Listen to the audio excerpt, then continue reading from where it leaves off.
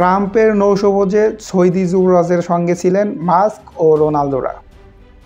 যুক্তরাষ্ট্রে সফররত সৌদি আরবে যুবরাজ মোহাম্মদ বিন সালমানের সম্মানে মঙ্গলবার 18 নভেম্বর রাতে প্রেসিডেন্ট ডোনাল্ড ট্রাম্প ও তার স্ত্রী মেলানিয়া ট্রাম্প হোয়াইট হাউসে এক জাঁকজমকপূর্ণ নৈশভোজের আয়োজন করেন। এই নৈশভোজে বিশ্বের শীর্ষ ধনকুবের ইলন মাস্ক এবং পর্তুগালের তারকা ফুটবলার ক্রিস্টিয়ানো রোনালদো সহ বেশ কয়েকজন তারকা উপস্থিত ছিলেন।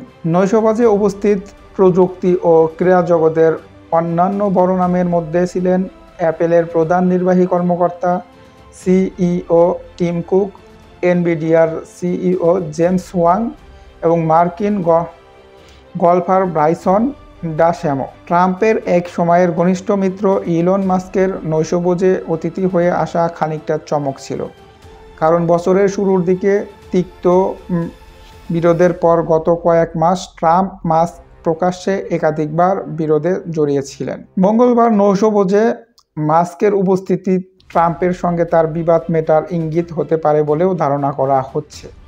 মাস্কের সর্বশেষ গত সেপ্টেম্বর মাসে রক্ষণশীল সমাজকর্মী চার্লস কার্কের স্মরণ সভায় ট্রাম্পের হাতে হাত মিলাতে দেখা গিয়েছে। অন্যদিকে নৈশভোজে উপস্থিত ক্রিস্টিয়ানো রোনালদোর বর্তমানে সৌদি আরবের ক্লাব ফুটবল দল আল নাসেরের হয়ে খেলেন। উল্লেখযোগ্য যে ক্লাবটির বেশিরভাগ শেয়ার সৌদি আরবের পাবলিক ইনভেস্টমেন্ট ফান্ডের মালিকানাধীন।